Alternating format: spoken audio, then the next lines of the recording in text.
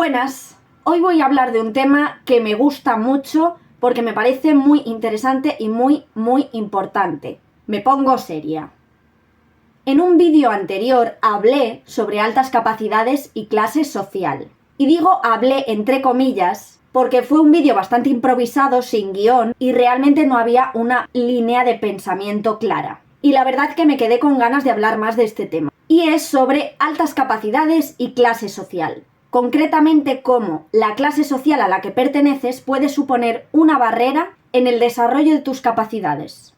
Tengas altas capacidades o no tengas altas capacidades. La diferencia es que si tienes altas capacidades y tu potencial es mucho más elevado, es decir, que puedes llegar a muchísimo más, las oportunidades que estás perdiendo son mucho más grandes. O así lo veo yo. En mi cabeza tiene sentido, no sé para ti.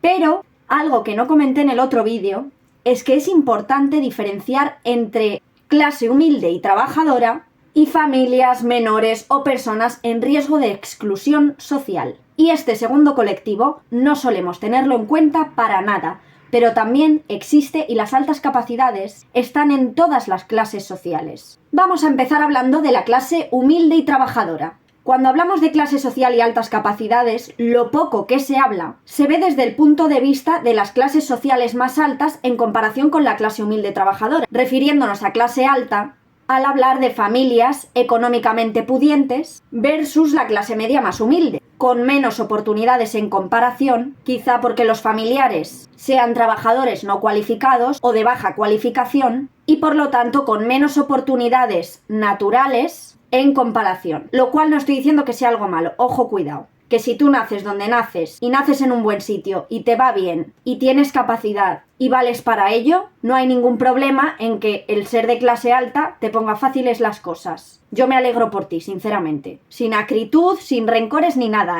Pero es cierto que cuando vienes de una clase humilde y trabajadora, incluso cuando en tu familia se ha pasado de la pobreza más extrema, con abuelos analfabetos, como es mi caso, a padres sin estudios o con trabajos no cualificados o de baja cualificación, es más difícil por varios motivos poder llegar más alto, aunque tienen que darse muchas cosas. En mi caso, por ejemplo, yo he tenido la oportunidad de estudiar en la universidad gracias a una beca, no de altas capacidades ni de alto rendimiento, sino a una beca por tener renta baja en casa.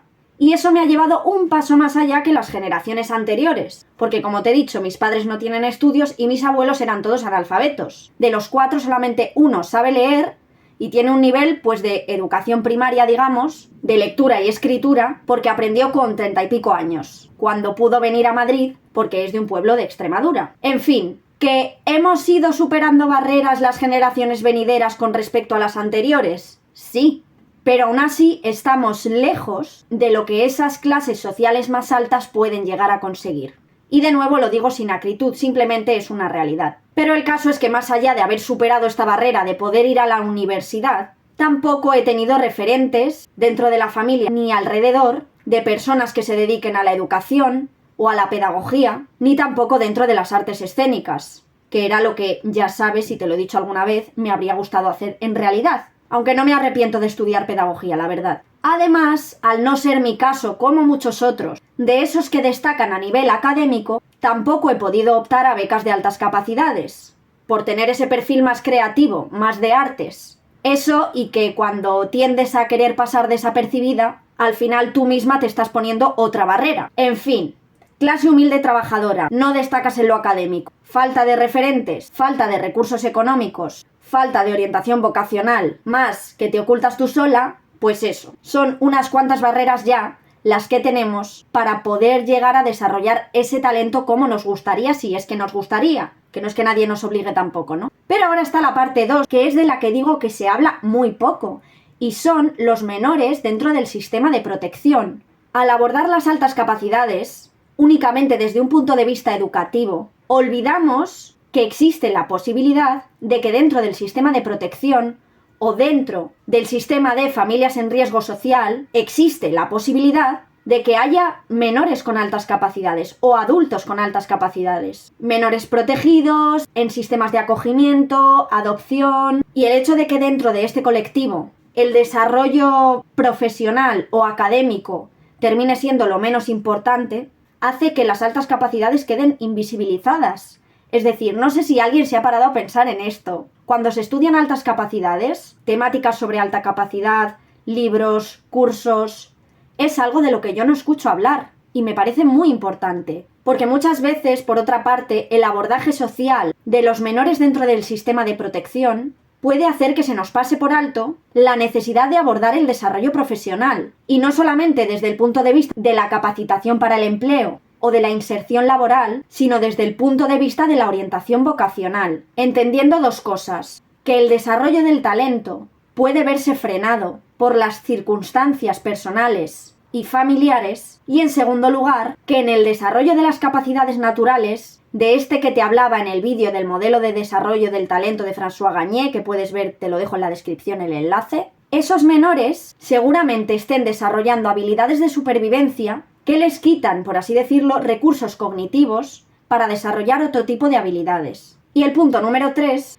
que las aspiraciones personales no conseguidas pueden sumar al sentimiento de insatisfacción vital de estas personas. En fin, que voy a terminar con una pequeña reflexión sobre por qué es tan importante la cuestión social en las altas capacidades y lo importante que es hacer un abordaje holístico de las altas capacidades. Porque no solamente es importante que estén formados los profesionales de la educación, también los profesionales de la salud, psiquiatría, neurología, pediatría especialmente, y los profesionales de este tipo de recursos sociales, trabajadores sociales, psicólogos sociales, pedagogos que se dedican a trabajar en el ámbito social, educadores sociales. Y es que creo que es muy importante tener en cuenta que los menores o los adultos que han pasado por el sistema de protección son mucho más que las cosas que les han pasado, que también tienen sueños y quieren ser personas que logran objetivos, más allá de la superación de sus vivencias personales. Y desde el abordaje teórico de las altas capacidades es un tema que se pasa muy por alto, así como probablemente los profesionales que trabajan en la capacitación profesional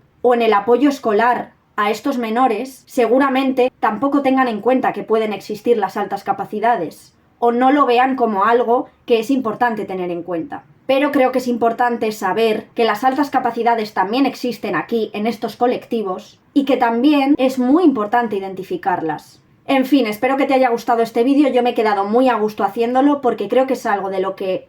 Bueno, creo no. Es algo de lo que no escucho hablar y me parece tan importante que es que digo, es que tengo que hacer un vídeo de esto. Y ya está, ya me he quedado yo a gusto. Dime qué opinas, dime qué piensas. Si hay alguien que pertenece o ha pertenecido a este colectivo del que te estoy hablando, me encantará escuchar tu experiencia. Y nada, nos vemos en el próximo vídeo. Chao.